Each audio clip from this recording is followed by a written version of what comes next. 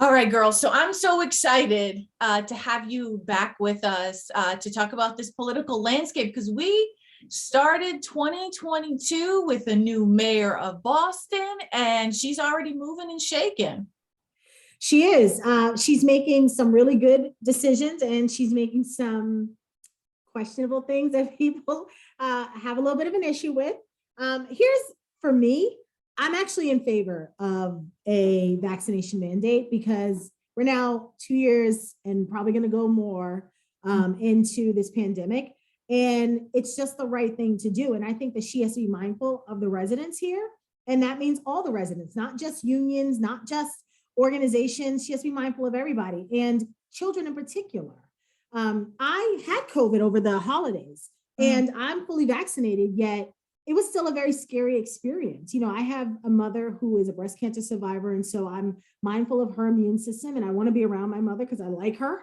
But you know, you have to think about these things, and you have to think about, you know, the back to work and what does that look like? People who don't have extra money for daycare every month now have to find that because people are going back into the offices, and you know, having other people sort of rail against that just creates more frustration. And so I think she did the right thing. I think maybe the rollout is what bothered people. It was almost like no lead up to it. And so I think that she could do better at being more mindful of, you know, I need to roll this out in maybe phases and figuring it out, not just the actual mandate, but just the conversations. But, you know, she has, as you know, Jessica Pierre on her team. Jessica is a complete and total badass. And so I'm sure she will whip that entire team into shape when it comes to communications. And I'm here for the sister. Did you think that Michelle, who had to say, you know, she promised big and bold plans and big and bold moves, and she came out, you know, swinging as soon as she was sworn in? You know, I would have done it a little bit differently. I believe in pacing myself. That's just how I am in general. You know, I'm not somebody who just kind of comes right out guns blazing. I think that the best way to get your point across is to do it slowly and surely. And that's also a good way to have sustainability. I don't want her spark to go out too soon. And I really don't want people to have this idea that she's just going to come in every time and bum rush the crowd. I don't think that that's what her intentions are. I think she felt she had to govern a certain way as a woman. I think she felt like she has to govern a certain way as a woman of color. And so part of that is proving your authority. And so, you know, I wouldn't do it that way. I feel like I never have to prove my authority to anybody. I am who I am. But, you know, I'm also not in her position. So I don't know what that looks like for her. I can tell you, having worked for a mayor of color and a woman, there is certainly this aspect that I have to prove myself. Do you think that this clash over the vaccine mandate also brings up other things like old Boston versus new Boston, people of color finding their voice and representation versus, you know, the frankly white Irish establishment, you know, feeling like they've been sort of dethroned? What throne were they on? You know, I don't think it's old Boston versus new Boston. I think we now live in a world where politicians have been able to create a narrative that puts people in a frenzy.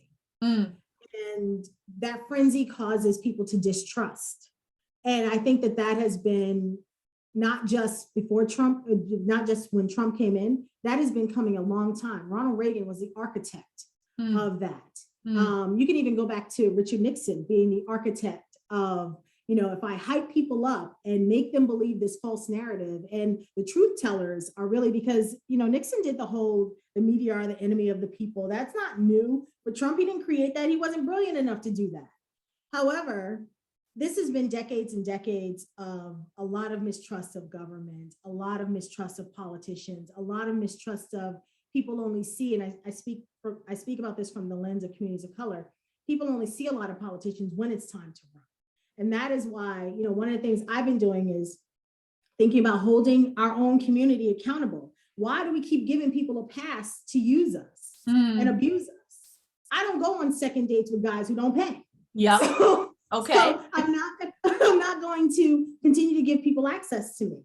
And I think that that is where a lot of this this frenzy and this the rhetoric around how mask and vaccinations don't work. It's unfortunate. I don't think it's old Boston versus new Boston. I just think we as a country have gotten to a space where we no longer trust the government and we no longer even trust our own common sense. And that is a scary place to be, because I know, if anything, at the end of the day, I know that I can trust what Jacquetta says to Jacquetta, because I'm going to get the job done for me. I also want to talk about methadone mile.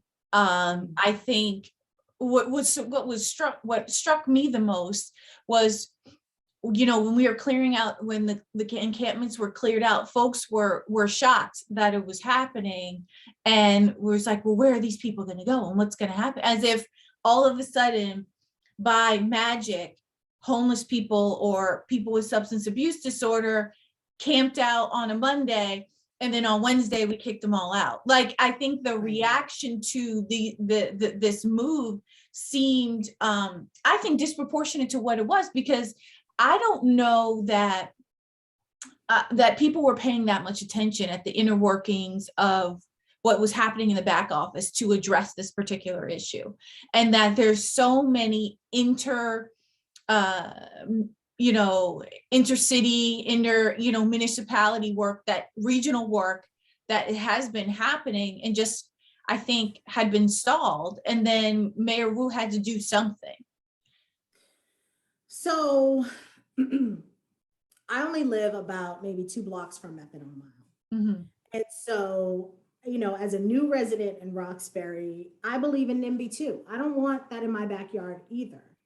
However, this problem didn't start with her. This problem started with the Romney administration when they closed down the health centers. I think people aren't being honest about how we got to this point. Excuse me. And because they're not being honest, we don't have an honest solution.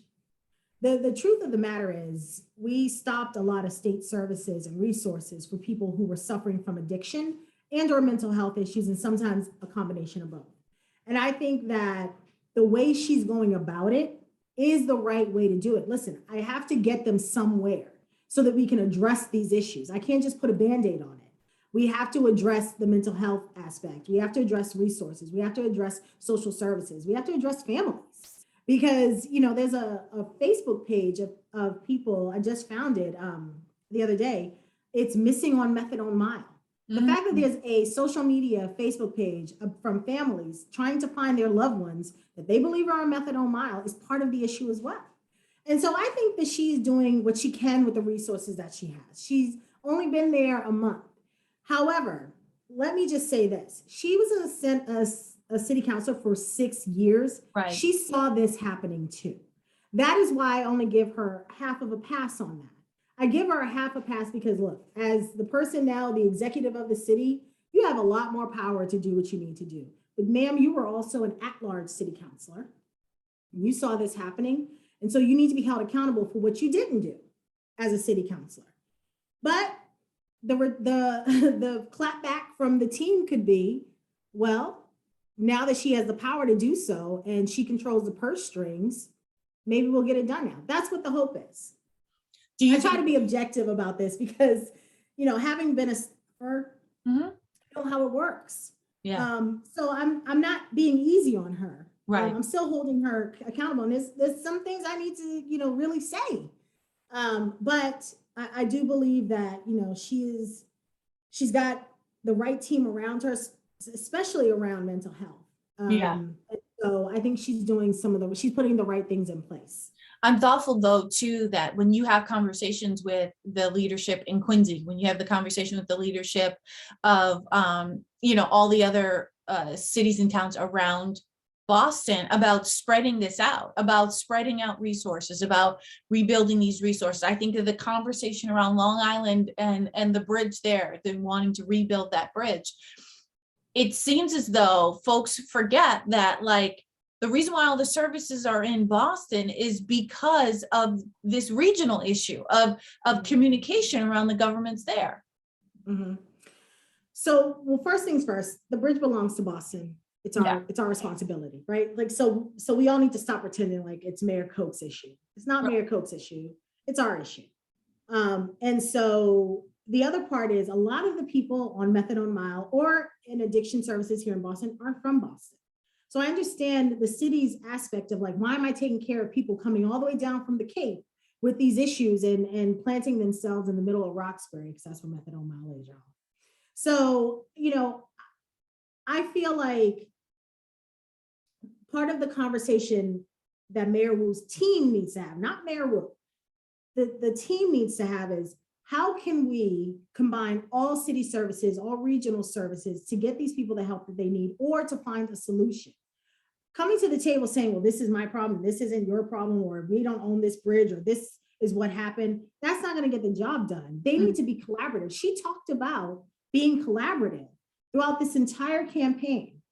It's not being collaborative if you're already coming to the table, not in good faith by saying, here's what we're willing to offer up. Boston is rich in a lot of things. We don't have a ton of resources though for all of these issues. Someone from the team could say, listen, we're willing to house them in a facility here, but we're going to need Quincy to make sure that we have medical staff. We're going to need Revere to make sure we have social service resources and funding. Contact your Congress people, contact your senators who are supposed to bring funding into the area. Contact them, make sure they're getting that done. I don't know if there's collaboration happening on each level, municipal, state, and federal. And so if I were advising the mayor, that's the route I would take. So this long answer that, long used answer about other communities aren't taking their share really doesn't hold water. Like I remember Mayor Walsh said that, for years about all the other communities aren't doing their share. But he was also the person who blew up the Long Island Bridge. I have 4 sisters. And what I know is when we wanted to get something from mom or dad, it was better in numbers. It wasn't, I need a pair of shoes, you need a coat. It was never that. It was, we needed a collective amount of money to get things done. Because 4 girls, that's a lot of people to manage. It's a lot of personalities to manage at the same time. And that's what I feel is happening right now. It's, you're responsible for this, I'm responsible for that. That's why I'm not going to go into your territory. And it's like, no, you need to have a collective idea of what needs to get done and then branch out from there. I believe in holding our electeds accountable, especially on the federal level. I don't need money for another bus stop. I need money to make sure people aren't, shooting up when I go to Target down the street. That's a problem for me. And I imagine that in this particular issue, there are so many different constituencies that the mayor's office has to, be answerable to. You have the business community there, you have the folks who protest, through the South End Roxbury partnership, you have the folks who say that from the addiction and abuse treatment services, I think I spoke to a group that was trying to represent the people who were unhoused and said that they deserve to be free, that kind of thing. Like there are so many of these types of groups, especially in a place like Boston. How do you please all of those people? So I don't, because here's my thing. Community activism is not a mental health behavioral therapist. So I don't listen to a lot of people when they're talking about how to address the issue unless you are a trained person in that area. You can say all you want about needles in the park, and that is an issue, and we have people who absolutely are moving the, no pun intended, the needle on it. However, the issue is you can't speak to how you're going to address the issue if you're not one of those professionals. I can tell you I don't want to, as I come into my area of Roxbury, I have to go past methadone mile. Do I want to be harassed all the time? Absolutely not. But listen, it's the way it works. It wasn't going to stop me from buying in the neighborhood. However, let's also be very clear about why methadone mile is being looked at is because Boston in itself is having a tourist problem. And when you come off the highway and you come down there to that hospital section, that area, it's ugly. And ugly doesn't bring money into the neighborhood and doesn't bring money into the city. So it's not necessarily just about these people. It's also about the beautification and historical significance of Boston, Roxbury, and all of those hospitals around there. Hmm. Let's move on to the governor's race, because we've had an expected, I'm going to say it's an expected announcement from A.G. Healy about throwing her hat into the race. And so you have A.G. Healy, you have Sonia Chang Diaz, you have Jeff Deal as a Republican that's in the race here. And there's a potential for history to be made. Is this sort of, as we saw in Boston, this new wave of folks who are ready to vote for a woman as a history making move in Massachusetts, or a woman of color? Oh, and of course, Danielle there. Danielle Allen, right. Yeah. So I'm over making history, made history a few times now, over it. Don't care, not interested, and I don't want to be a part of anybody's administration because it's historical. I don't care. Here's what I will say. This is going to be a very interesting race, because the three women who are on the Democratic ticket are all very different people. You have Danielle Allen, who's basically an unknown. And so she's going to have to use this race to prove who she is. People are going to want to know her record. You know, what have you done? What have you done for people of color? What have you done to move the needle forward for other women? Why are you interested in running now? We haven't heard of you. Where did you come from? All of that. With Sonia, the questions will be, tell us what you've got done in the Senate. How are you going to make that happen on a statewide level? Boston electeds have a very good tendency of thinking that their reach is beyond Boston when it's not. And so a lot of that is going to be her having to bring people to the table from other parts of the area who don't know who she is and don't even know her area. If I live in Springfield, what do I care about JP for? Right. So it's going to have to be, you know, how are you going to duplicate what you say you've done in these other parts of the areas? She's a progressive. And so, you know, that I'm sure she's going to play that hat. If I were her, I'd play that hat. Her audience, I don't think will be necessarily younger voters. I think she's going to go after the older progressives, as she should. That's a smart strategy. A.G. Healy is coming in with a ton of, you know, people already on her team. And so she's going to capitalize on that. To me, yes, it's historic that a woman will be elected governor. So let's not forget we had Jane Swift. But I don't think any of these women should be focusing on the historic part of this. This wave, the melanin wave, the female wave, is going to come to an end eventually. Yeah. And you're going to be stuck with what have you done? This is what I said in 2016 with Hillary Clinton. We had Ready to Run or Ready for Hillary for about 3 years before that with Adam Parkamenko. None of that groundswell helped Hillary because so many people were focused on the historical aspect of it. Oh, it's going to be a woman running. And you've lived in this country all your life. You should know that that really doesn't matter. Don't try to recreate what happened in 2008. That was lightning in a bottle. And Barack had a few people as prototypes along the country. So it wasn't like he just popped up out of nowhere. That was completely part of the plan always.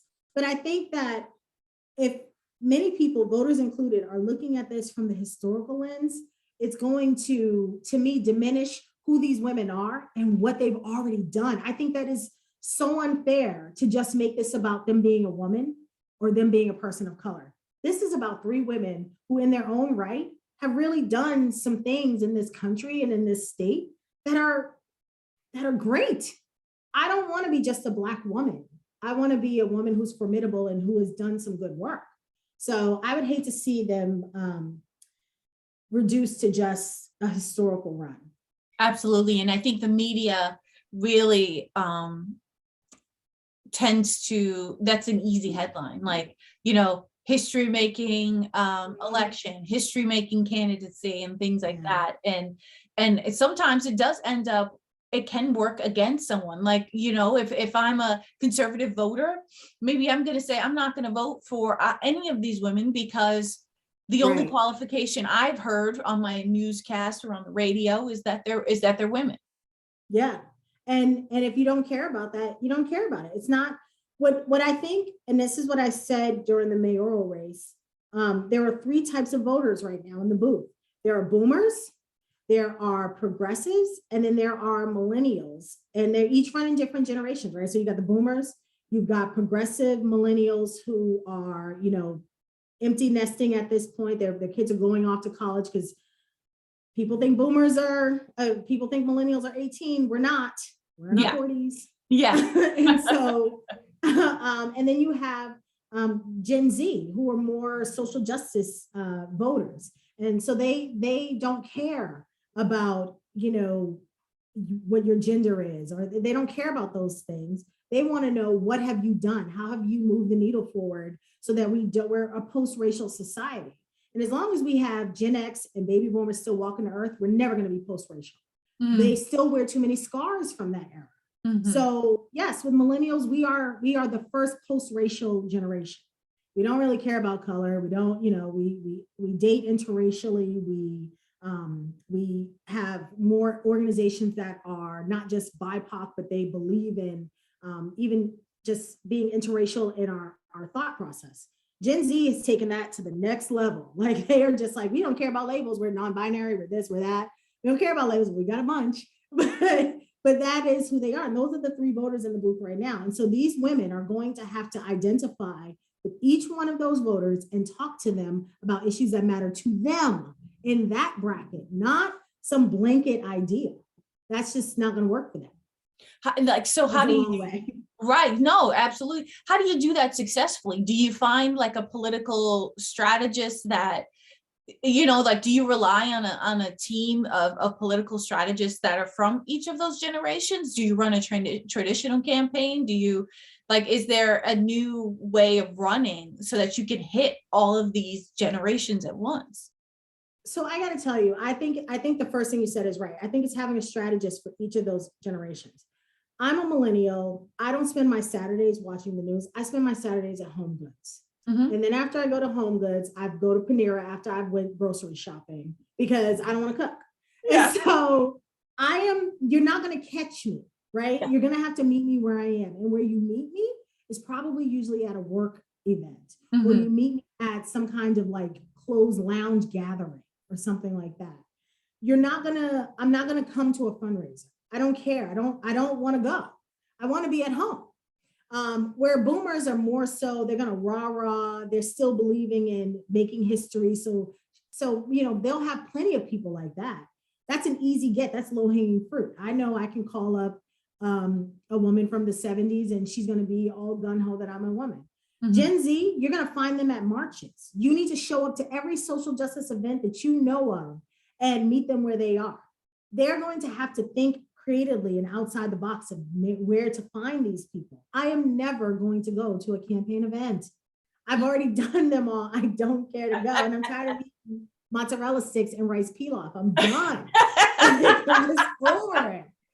But you can find me on a Friday night at my house. Call me up on the phone. I'm happy to talk to you while we have a glass of wine. But you need to know that's the extent of where I'm going. And millennials are not going to be strong fundraisers. They're still in the middle of mortgage payments. They're still in the middle of sending their kids to college or just starting families. So, you're not going to find them there. And you're not going to find Gen Z at fundraisers either because they don't have any money. So you're going to have to be strategic about it and stop running with the whole, you should vote for me because I'm a woman or I'm Black or I'm Latina. I don't care. I really don't. Do you think that it is harder to run in basically any race now because of this, disparate populace here than it was, say, when, Charlie Baker was running or, when Mitt Romney was running? Yes, because the electorate has changed, especially on the Republican side, right? The Republicans have split to the Trump party and then those who are moderates. Right. The Democratic Party has done the same thing. They've split into progressives versus moderate Democrats, and neither one trusts the other. I don't believe in all progressive issues because as a Black woman, I had to be progressive my entire life. That is my walk. But at the same time, I believe in equal pay and mandated childcare. To me, that's not being a progressive. I think that's just doing the right thing. But that is now labeled as being progressive. And so because we don't own the narrative on either side anymore, you just never know. You just never know. But I do think it's harder for people to run with one message. I think now they have to have 5 different messages for 5 different groups. And that's going to become dangerous because one group will hold you accountable for not saying to them what they wanted to hear that you said to another group. Well, that's what I'm thinking about, because I know messaging in a political campaign is so important. Like, are you hitting the same 5 points that you are so that people believe what you're saying? And if you do have to change that messaging for different generations as part of the electorate, how do you come off as trustworthy, especially if you're an unknown? Like, you think of Danielle Allen, no one's ever heard of her. Her credentials are impressive, but like if she's trying to say different things to different groups while she's introducing herself, you could get caught out easily, I imagine. Well, a lot of it is, it's not really changing your message. Okay. It's changing how you say it. Voting rights is a very good example of that, right? If I got out there, if I was talking to boomers, I would completely play on the fears of the 50s and the 60s. Do you want to go back to a society that blah, blah, blah, blah, blah, blah, blah? If I were talking to millennials, I would say they're starting with taking away your voting rights. Next thing you know, they're going to start with equal pay. They're going to go to healthcare. They're going to cut out education resources, because those are the things that matter to millennials right now. And then for Gen Z, it's, you all say you're fighters, but how come you're not holding your own accountable for taking away your voting rights? Why aren't you in the face of Congress by saying you need to stop this filibuster? You can't talk about being a social justice warrior if you're not willing to fight for things like voting rights. That's a simple masterclass in the same message to different generations. You play on what they want to hear. Baby boomers don't want to go back to segregated washrooms and sitting in the back of the bus. And they want to be able to vote without having to say how many bubbles are in a soap bar. Millennials want to know that their money is going to be protected and that they're going to have something for retirement and that their health care will be taken care of and they can send their kids to school. Social justice warriors of the Gen Z, they want to fight. Let them fight. Yeah. So that's how you message to them in every generation. But I never changed my message on voting rights. Voting rights is under attack every single time I spoke about it.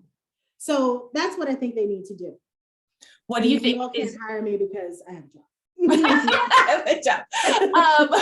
What do you think is the biggest mistake that folks like modern campaigns do? I think that they have to talk to different ethnicities differently. Yeah. That is a problem. Yeah. I call it the soul food shuffle, right? Like, they talk to us only around election time anyway. Yes. But they also feel like they need to be relatable to us. We're not the same. We're not the same when it comes to issues of a walk in this country. I don't have the same experience a Black man has in this country. And my story is different from his, but my needs might be the same. I just want to know that, my father, my son, my husband is going to walk out the door. And if he gets stopped for a traffic violation, that I don't have to identify his body the next day. That's a walk that we can all relate to, but that's not a walk that, say, an average, middle-aged white woman will have. So don't talk to me about how relatable that is. You can empathize and tell me what you're going to do to make sure that these issues are overturned eventually. But don't come in here talking about you understand how I feel. You don't.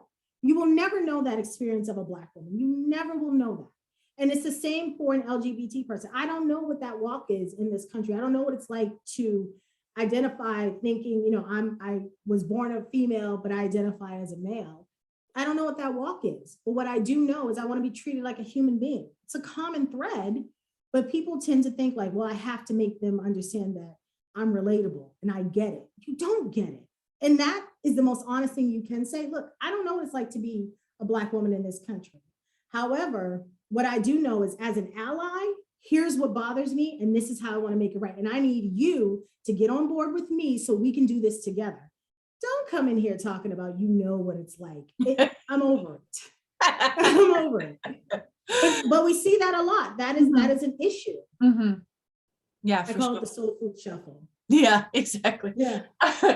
Well, how much of a role does money play? Because it's been reported that Maura Healey's walking into this race with an estimated $3.7 million already in her political war chest.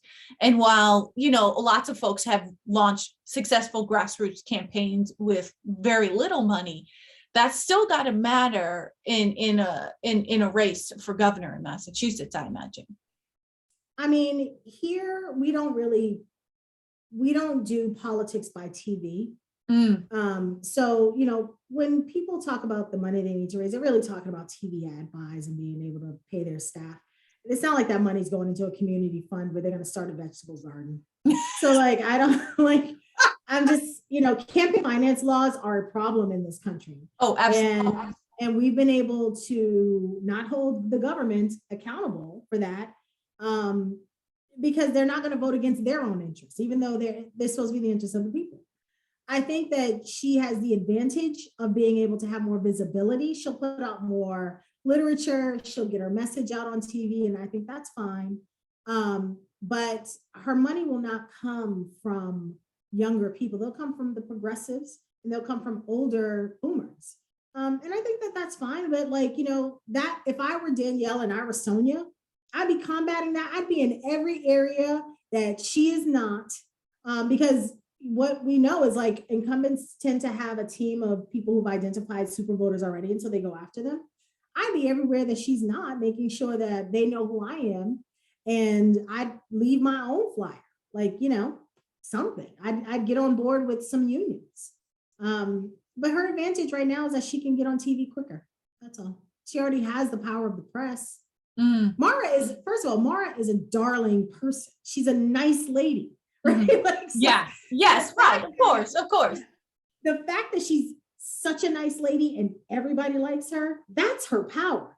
Forget the money. Maura can walk into any restaurant, bar, and anywhere, and she will come over and say hello to you. She will not wait for you to get up. She is just that down to earth. She's a nice lady, which is what is missing a lot of times in politics. And even though her star has risen, she'll still get out there and dunk a basketball with some folks. She's just a nice lady. And I think that matters. And I think that's her power. That really is her power. Absolutely. I do want to talk about the voting rights legislation in the State House right now, and this latest iteration that has passed. And the gubernatorial candidates have made statements on it, including Sonia Chang Diaz, about the same day voting piece not being taken out of the bill as we see it now. I think people may not, and I may be wrong, but I think people may not understand how important this voting rights bill that's happening in the State House is right now to the state of Massachusetts. Because I think people think, okay, Massachusetts is progressive or Massachusetts is liberal. You know how people always say that. And they don't think that their voting rights are at stake here, but it absolutely is important, and they are. Access to the ballot. Right? Access to the ballot, yeah. Access to the ballot. So two things. One, and I'm going to quote, I hope, I'm going to try to quote my friend Tanisha Sullivan, who's running for Secretary of State. The fact that in Massachusetts, as a progressive liberal state, that we don't have same-day voting, or that we're still fighting for equal access to the ballot, is shameful. It's shameful in our Commonwealth. It's shameful for anybody who has ever served in this. That's not a quote from Tanisha, that's mine. But it's shameful that we've gotten to this point. And everyone who's served in any capacity should look at this moment and say, what didn't I do right? Or what didn't I complete the job on? I was sad when I saw that. I was more angry because I didn't know that was the issue, to be honest. I have been paying so much attention to the federal legislation that I completely overlooked that this was the issue, was same day voting. I had no idea. I assumed because I'm a super voter, you just go, I go up and vote. I would vote if they said you have to wait until Tuesday. I'm that type of voter. But what isn't being said, in my opinion, is why that's an issue. Why aren't we hearing what's truthful? Why do you want to take that out? What is that going to do? The truth is that hurts incumbents. And everybody up there right now is an incumbent. And so it hurts incumbents because if I can get 10 additional people to go vote with me, those people will vote for who I want them to vote for. And it may not be the incumbent. So the issue is about their own self-interest, not necessarily what's right for the people. What's right for the people is them to have access to the ballot at any time. We should have a national voter day. But incumbents aren't going to want to do that. If everybody could vote, convicts, if you could vote on the same day, if you can register the same day, that hurts incumbency. It helps challenges. It hurts incumbency and helps challenges. And I think that's the issue. That's not what's being said. And I think a lot of people are afraid to say it. And you have to you shouldn't be comfortable. And you have to campaign differently, right? Like if you have same day voting, then it's going to be a whole new ballgame. And it should be like the way I'm reading this book now with about Thomas Paine. I'm a nerd like that. And so, one of the things that Thomas Paine was such when they were founding this country was all about, we want to make sure that we have an equal balance, an equal share, not necessarily around the people, but just government. We want to have checks and balances because that is what liberty is all about. No one should be a career politician. No one should be, you're never good at your job 16 years in. You're not bringing anything new to the table. The fact that we don't have term limits is an issue. They're never going to vote for term limits because who's going to vote themselves out of a job? Like when I worked for the Obama administration, the whole thing was organize yourself out of a job. That was the goal. The goal was to never stay there forever. The goal was to do what you needed to do, change the world, whatever part of that world was yours, and move forward. Take that and duplicate it somewhere else. I feel like right now, a lot of what we're seeing around legislation is about self-interest, and we're not holding the electeds accountable for that. So what do you think folks need to be paying attention to right now if they are interested in the governor's race, if they're interested in perhaps what's happening in Boston? And of course, I think voting is something that everybody should be interested in. So I'm going to break this down into generations because I want to go back to that. So if I were a boomer, I would look at the record. What have you done to move the needle forward for people? How have you made anything in your world equitable? That's what I would be focusing on. If I were a millennial, is what are you going to do? How are you going to bring forth more funding so that we have access and resources to issues like education and healthcare? We're in the middle of a COVID pandemic, and a majority of the people who've gotten COVID have been millennials. If you look at the data, it's people in that 33 to 44 age range. And that's because they're still out in the world. Boomers are retired, or supposed to be. So they're all like, hanging out at home. My dad is one of those people in a sweatsuit hanging out at home. So like, that's the dream. As a millennial, that's the dream. He is rocking probably a Puma suit today. I don't know. But so, that's the goal for millennials. And then with Gen Z, they're going to want to know, what do you plan to do for them? How are you going to be a social justice warrior right now? I would be looking at, if I were a Gen Z person, who have they endorsed that's been of color or another woman? Because what a lot of people get away with is flying under the radar until it's time for them to run, and then they're looking for endorsements. Who have you endorsed? Let me see your record of endorsements. How many have been women? How many have been women of color? How many have been men of color? Who have you stood for? And it can't just be on the federal level. I need to see who you stood for locally. Because if you're asking for my vote out in Lawrence and you haven't been out to Lawrence to endorse, I don't know, whomever is running out there, that says that you haven't really thought about us. So, because if you did and you endorsed that person, that meant you gave a damn about or made yourself a stakeholder in how Lawrence is progressing and being governed. So those are the things I would look for. Those are the questions that I would ask. And I can tell you right now, I don't know if they'd be able to answer some of those questions. Jacquetta, I always learn so much just in this short, girl, I appreciate you so much. Thank you. I appreciate you. I can't wait for the next, I can't wait for our next conversation. Anytime. Yeah, Yeah. let's do it. But I do want to end with this really quickly. If I Yeah, can. absolutely. This race, the governor's race, the Secretary of State race, we should be paying close attention to the words that come out of people who are already in that office or have already served in that office. The Secretary of State's race is going to be interesting because Tanisha is such a spitfire and Galvin is very old school Massachusetts. And so it's going to show you how the electorate has changed and what people expect. So I would pay attention to races that are going to fly under the radar for a little bit, but then that's going to be the race to watch, I think, come November. Absolutely. All right. Well, we'll see you next month. You will. See you then. All right. Bye now.